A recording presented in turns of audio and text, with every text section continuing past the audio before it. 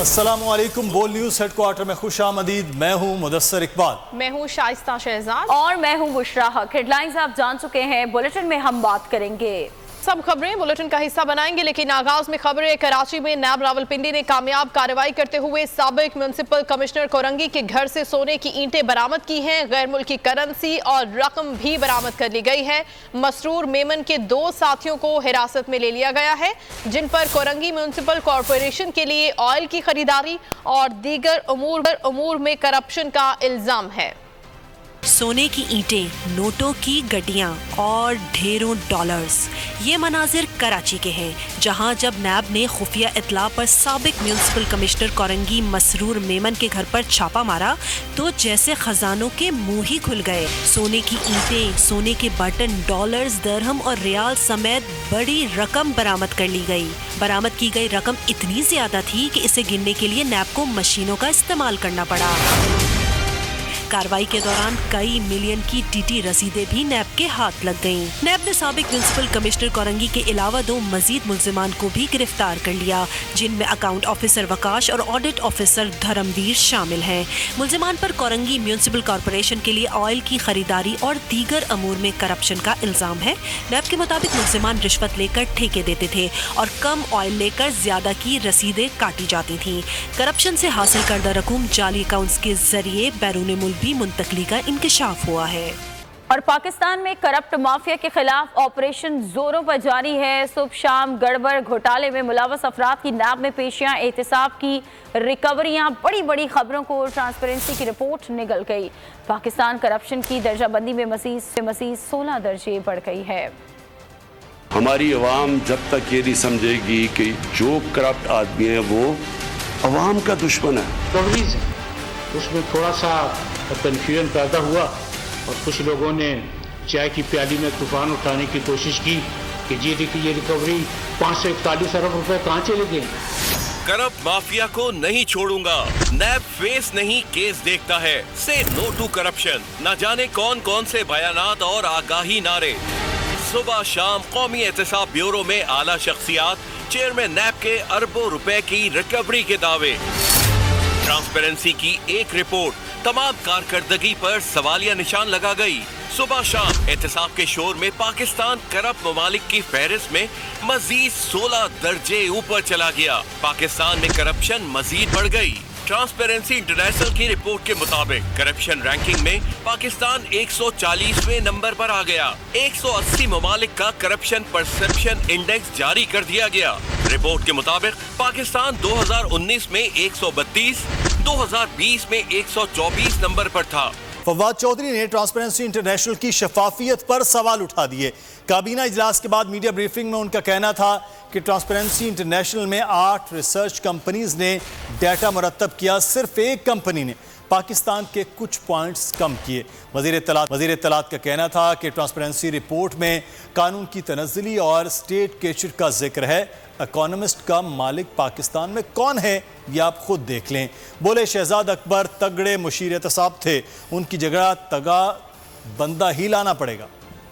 جو پاکستان کا سکور ہے وہ فائنینشیل کرپشن کی وجہ سے نہیں، رول آف لا اور جو اسٹیٹ کیپچر ہے اس کی وجہ سے انہوں نے کہا ہے کہ ہم نے آپ کا سکور جو ہے وہ اس کو جو ہے وہ ہم نے نیچے کیا ہے۔ اس میں جو کمپنیاں یا جو ادارے یا جو مختلف آپ سمجھیے کہ این جی اوز جو اس رپورٹ کی جو رینکنگ ہے وہ بنانے کے لیے استعمال ہوئے ہیں، اب ان میں یہ جو تمام ادارے ہیں انہوں نے پاکستان کی رینکنگ کو برقرار رکھا ہے۔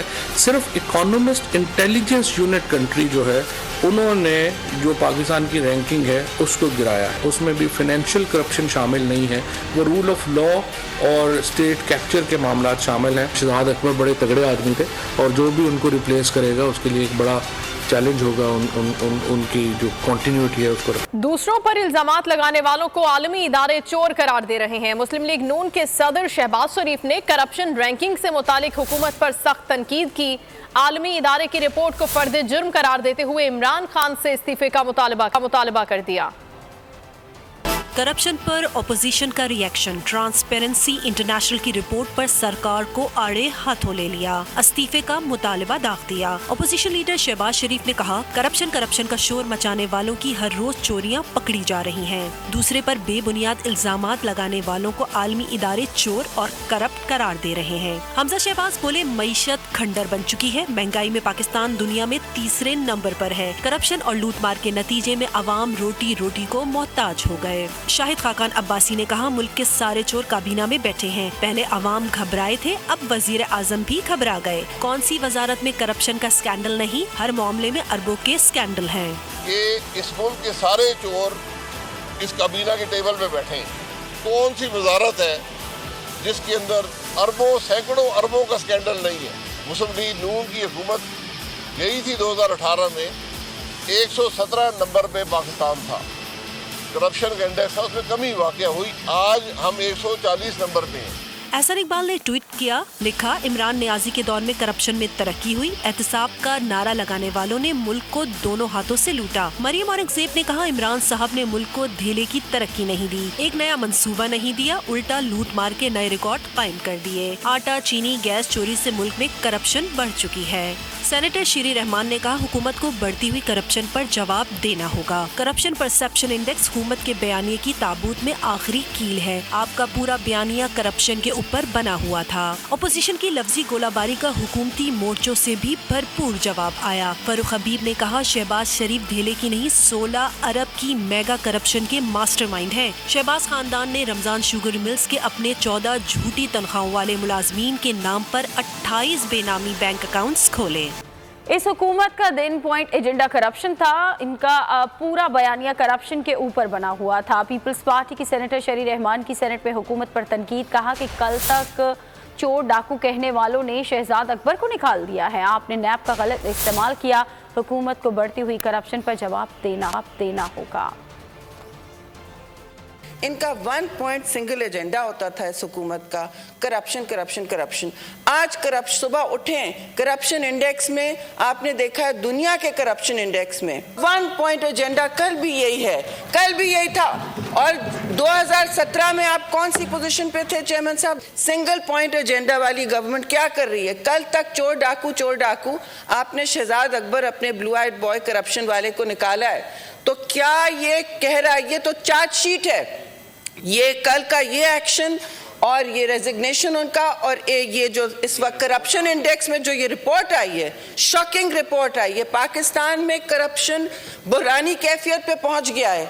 इनके 3 सालों में कहां पहुंचा है पाकिस्तान, और इसका पासपोर्ट, इसका ट्रेड, इसका प्रोफाइल और इसका करप्शन। आप बताएं नहीं जी, करप्शन का भी जवाब दें, उसका ट्रेड से बहुत बड़ा ताल्लुक है। हुकूमत रहे न रहे, इमरान खान करप्शन के खिलाफ जद्दोजहद से 1 इंच पीछे नहीं हटेंगे।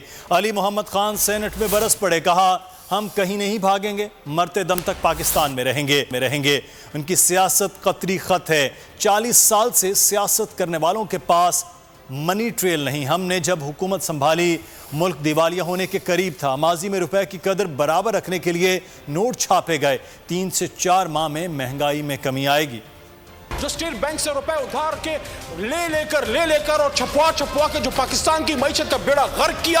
अजीब बात है, आज हमें जरदारी साहब के दोस्त करप्शन पे लेक्चर दे रहे हैं, आज स्विस बैंक्स भरने वाले लोग हमें करप्शन पे लेक्चर दे रहे हैं, आज हमें पनामा वाले करप्शन पे लेक्चर दे रहे हैं, आज ऑनेस्टी की बात वो लोग कर रहे हैं जो मुल्क की अदालतों से बागी हैं, जो फरार हैं, जो मुल्क में वापस आना नहीं चाहते, जिनकी सियासत, जिनकी सियासी तारीख, जिनकी बका एक कतरी खत की मुतहम्मल है। नहीं हटेगा पीछे इमरान खान करप्शन से, नहीं पीछे हटेगा, चाहे सब कुछ दाव पे लग जाए, चाहे हुकूमत इधर से उधर हो जाए, चाहे इक़्तिदार रहे ना रहे, इमरान खान साहब करप्शन से 1 इंच पीछे नहीं हटेगा।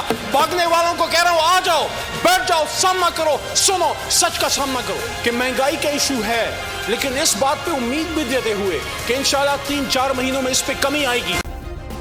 सब्सक्राइब करें और बेल दबाएं ताकि कोई खबर रह न जाए।